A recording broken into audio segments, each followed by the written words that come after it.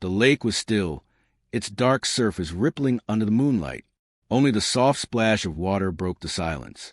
Maria clung to the edge of the overturned canoe, her breath short and panicked.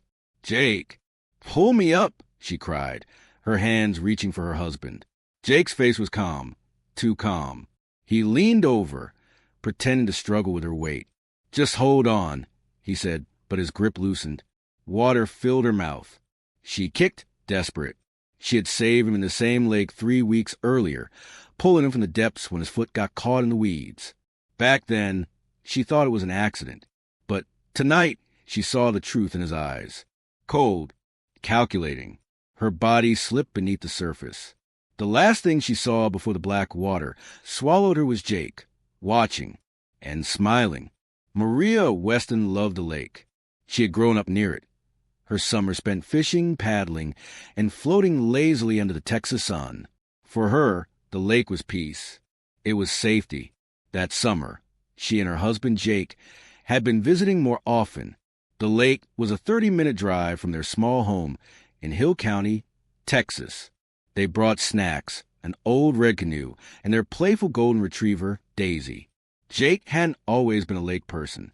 In fact, he'd never learned to swim properly. He said deep water made him nervous, and Maria used to tease him for it. But lately, he had been the one suggesting they go. "Let's get away from everything," he'd say. "Just us."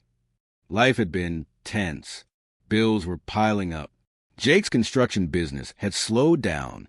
Maria's part-time job at the diner barely covered groceries. But she believed they could weather anything. Together, one hot Saturday afternoon, about 3 weeks before the night everything changed. They were out on the canoe. The water was calm, the air thick with the scent of pine. Daisy sat at the shore, barking at ducks. Maria turned to grab her water bottle, and when she looked back, Jake was gone. "Jake!" Her voice cracked. Then she saw it. Bubbles rising near the back of the canoe. Without thinking, she dove in. The water was murky, pulling her into its cold grip. Her heart pounded as she spotted Jake, thrashing, his foot tangled in thick weeds. She grabbed him, yanking at the plants until they tore loose. His eyes were wide with fear, his arms heavy. Somehow, she pulled him up, coughing and gasping, back to the surface. When they reached the shore, Jake collapsed in the sand. He clung to her hand like a child. You saved my life," he whispered. Maria laughed shakily, relief flooding her. "Of course I did. You're my husband." But Jake's eyes lingered on hers for a beat too long, as if he were studying her or calculating something. In the weeks that followed, Jake seemed different, more affectionate, more insistent on spending time at the lake. He even suggested a late-night paddle one evening, something they'd never done before.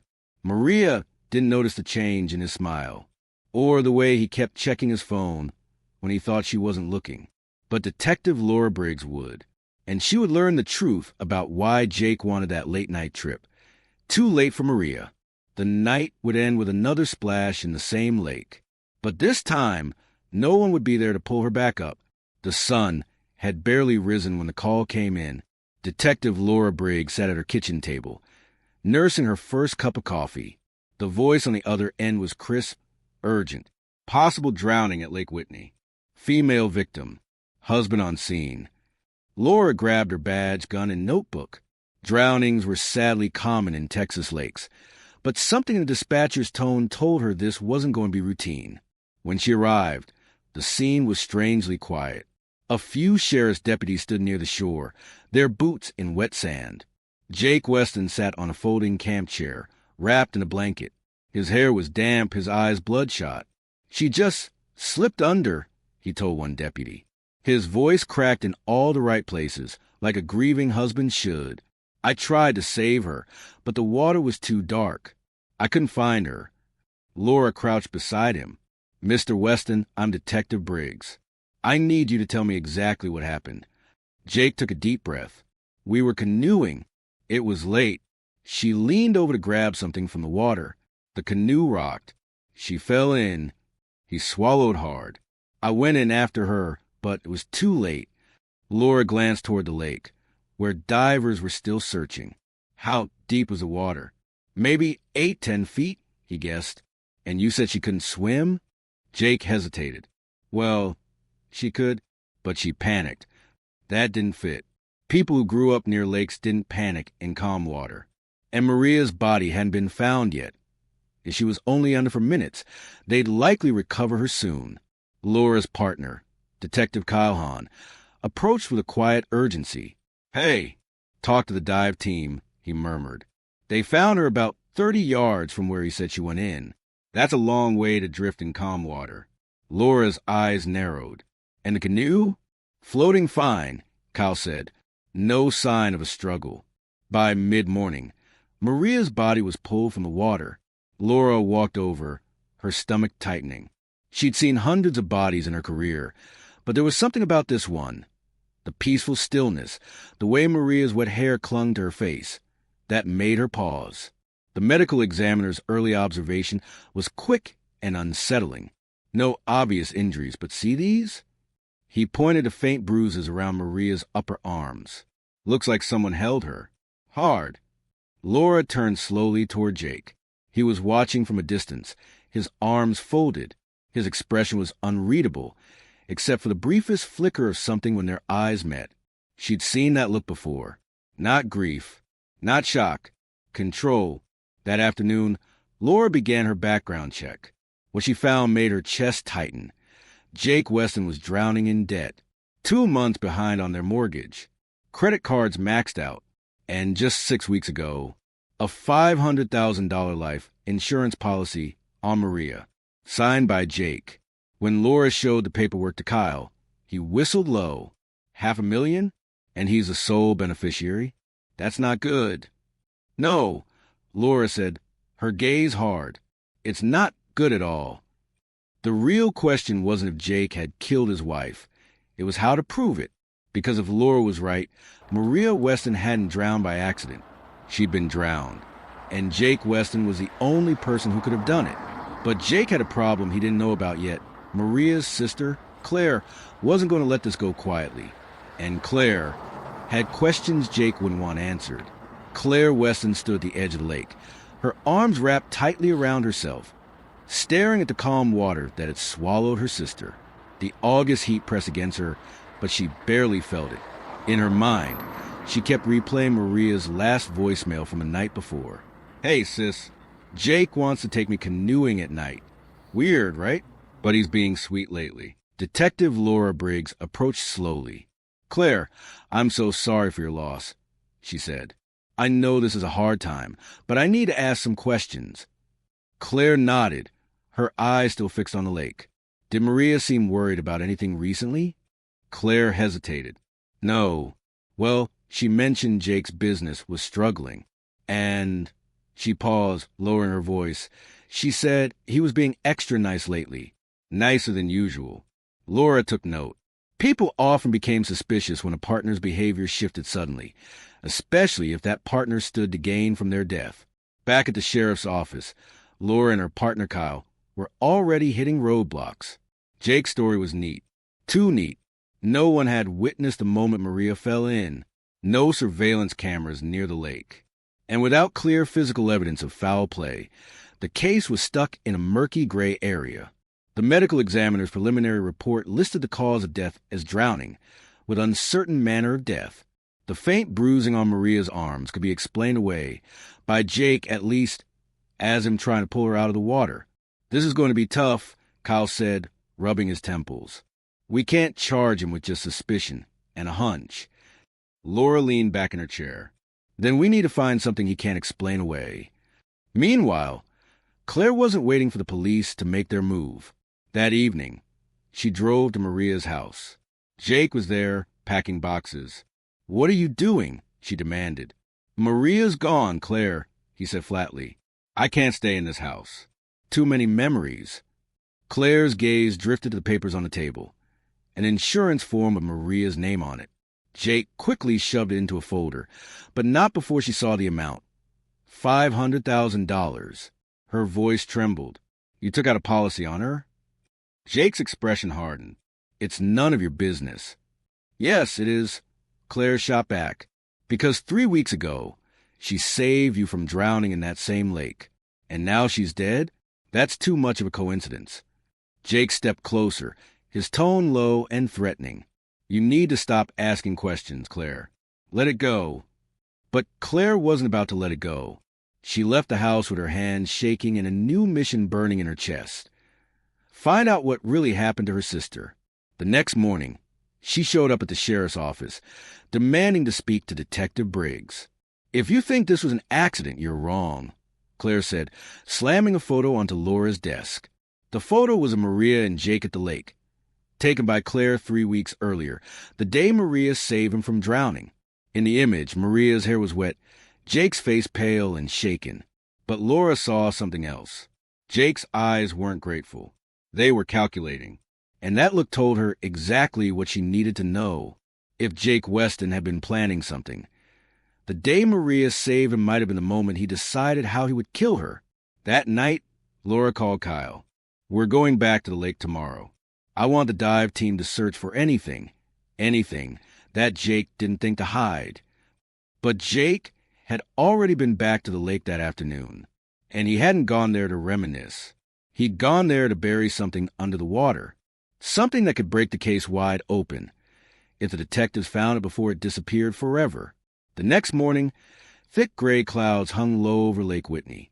The air smelled of rain and algae, and the wind sent small ripples across the water surface.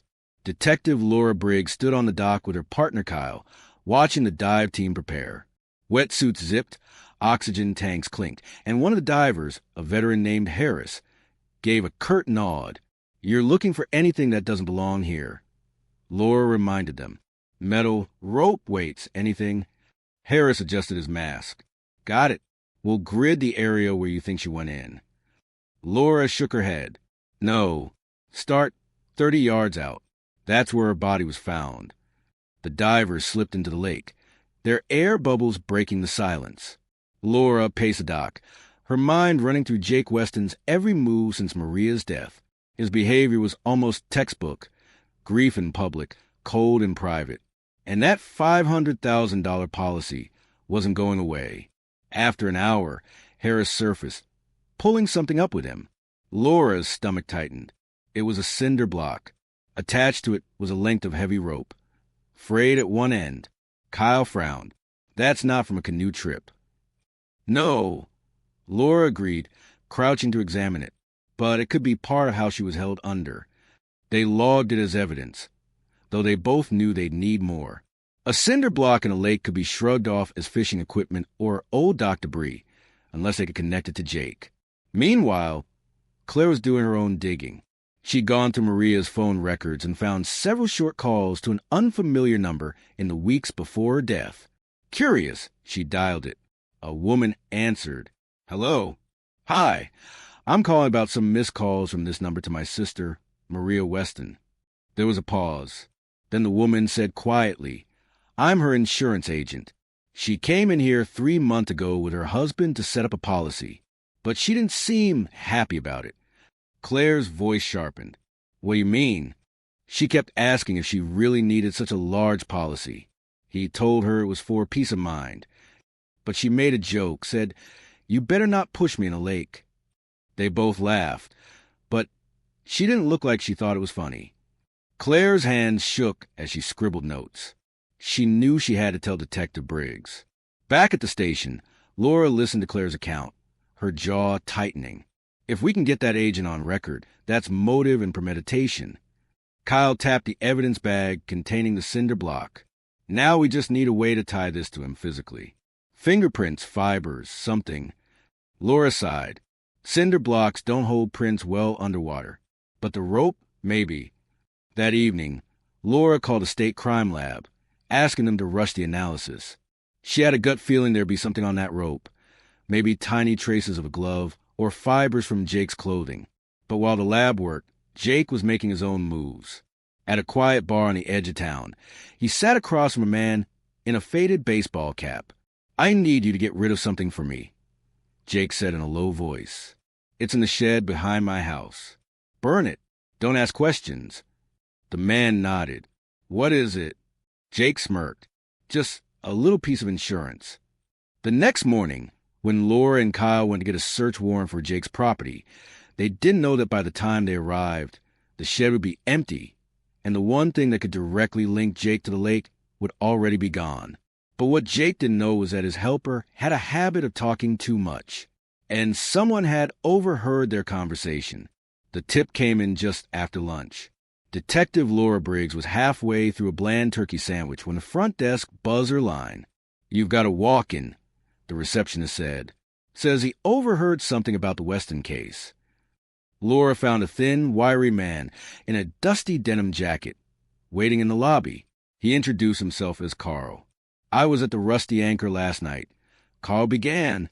Jake Weston was there, talking to some guy about burning something in his shed. Sounded like he was paying him to get rid of evidence. Laura's pulse quickened. "You're sure he said that?" Carl nodded. "Yeah, and he called it a piece of insurance." Thought that was strange. Laura thanked him and took a formal statement. This was the kind of lead she'd been waiting for, something that could open the door to a deeper search. With Carl's sworn statement in hand, Laura and Kyle secured a search warrant for Jake's property. By the time they arrived, the shed was empty.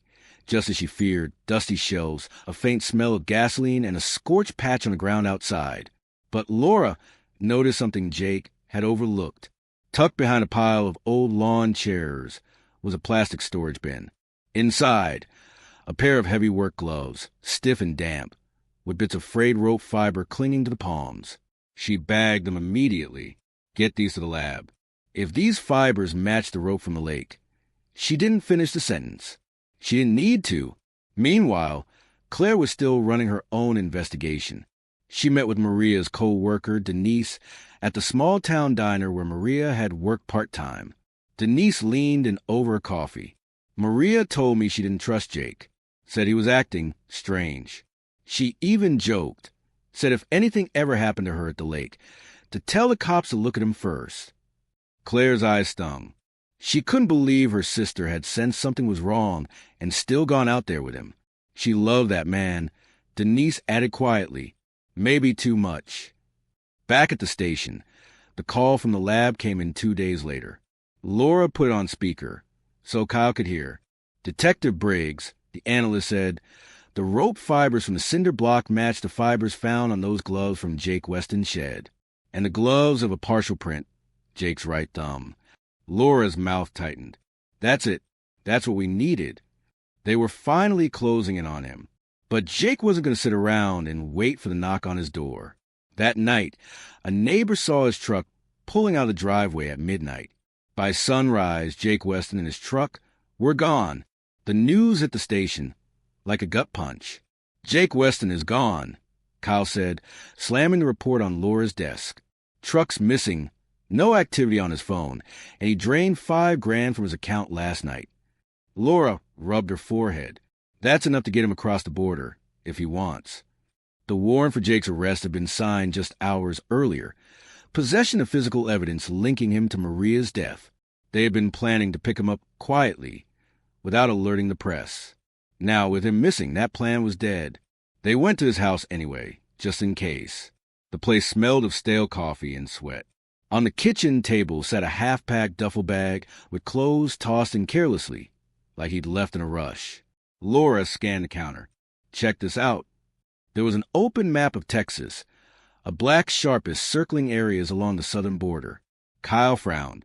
Laredo, Brownsville, McAllen, all border towns. Laura's mind raced. He's heading for Mexico. By mid-afternoon, they issued a bolo, "Be on the lookout," to every county sheriff's office in the state. Roadblocks went up along major highways leading south. But Jake wasn't stupid. If he was desperate enough to kill his wife for insurance money, he was desperate enough to find back roads no one was watching. Meanwhile, Claire was unraveling. She showed up at the station, her voice shaking. "You have to find him. If he gets away, if he disappears, she'll never get justice." Laura looked her in the eye. "We're not letting him get away, Claire, but I need you to be ready. If he calls you even once, you need to tell me immediately." Claire nodded, but her heart was pounding. She knew Jake, and she knew he was arrogant enough to think he could still control the story. Maybe even control her. That night, Laura sat at her desk long after most of the station had cleared out. She flipped through Maria's case file again. Something gnawed at her. The life insurance policy. The date it was signed. She pulled up Jake's financial records. 3 days after the policy was finalized, he had made a large, unexplained payment to a pawn shop. Laura grabbed her keys. If Jake had pawned something, maybe it was related to the murder. At the pawn shop, the owner confirmed it immediately. Yeah, I remember him. Big guy, beard. Sold me a weighted fishing net and a couple of lead anchors. Said he didn't need them anymore. Laura's pulse spiked. Weighted nets and lead anchors, perfect for keeping a body underwater. If they could trace those items to Maria's death, the case would be airtight. The next morning, a deputy called in with a sighting. A truck matching Jake's was seen at a remote fishing cabin near Del Rio, less than 10 miles from the Mexican border. Laura didn't waste a second. She and Kyle grabbed their vests, loaded up, and headed south with a small SWAT team. The cabin was isolated, the kind of place you'd miss if you didn't know it was there. As they approached, Laura spotted movement inside. A shadow crossing the window. She signaled for silence. They were 30 feet from the door when the sound of an engine roared to life. Jake had seen them coming, and he wasn't planning on going quietly. Jake's truck tore out of the cabin's dirt driveway, spitting gravel like gunfire. Go! Go! Go! Laura shouted as she and Kyle dove into their SUV. Sirens wailed to life as they sped after him, dust swallowing the road behind them. Jake wasn't heading for the main highway. He was cutting through a maze of back roads, weaving between mesquite trees and dry creek beds. The border was close. Too close. Dispatch! He's heading southwest on County Road 214. Laura barked into the radio. We need a spike strip at the fork near Highway 277. Now! For 20 miles, it was a deadly game of chase. Jake's taillights bobbed wildly ahead, his truck fishtailing on loose gravel. Every few seconds, he checked his mirrors, gauging how far he could push before they caught him. He's not going to make it easy, Kyle muttered, gripping the wheel. Laura's eyes narrowed. He won't get the chance. As they crested a hill, the road straightened, perfect for a spike strip. 2 deputies stood ready at the fork. Strips stretched across the pavement. Jake saw it too. At the last second, he swerved hard, barreling down a narrow dirt path that wasn't even on the map. They followed, tires skidding over rocks. The path ended abruptly at a chain-link fence topped with barbed wire, the edge of a private ranch that bordered the Rio Grande. Jake slammed the brakes, dust clouding the air. He jumped out of the truck and bolted for the river. Laura and Kyle leapt from their SUV, chasing him on foot. The ground was uneven, littered with cactus and dry brush that tore at their pants. Jake, stop! Laura's voice cracked with fury. He didn't. He hit the bank, the brown water of the Rio Grande swirling fast from recent rain. Without hesitation, he splashed in, aiming for the opposite. Laura didn't think. She ran straight into the water after him. The current was stronger than it looked, pulling at her legs. She powered through, her boots filling with mud. Jake turned, realizing she was closer than he expected. His face twisted into that same smug grin she'd seen at the lake, right before Maria died. "Give it up, detective," he shouted over the rushing water. "You've got nothing." Laura lunged, grabbing his shirt collar. The two of them fought, slipping under for a split second before bursting back to the surface. It was a brutal, desperate struggle, water splashing, fists swinging. Then, with Kyle's help from the bank, they dragged Jake back to shore, coughing and soaked. "You're under arrest for the murder of Maria Weston," Laura said, snapping the cuffs on him. "And this time, no lake in the world is going to save you." As Jake sat dripping on the bank, glaring at her, Laura knew the hardest part was over. But the case wasn't finished, not until she put him in front of a jury and made sure he never saw freedom again. And that meant proving, beyond a shadow of a doubt, that Maria's death wasn't just a tragic accident. It was cold-blooded murder.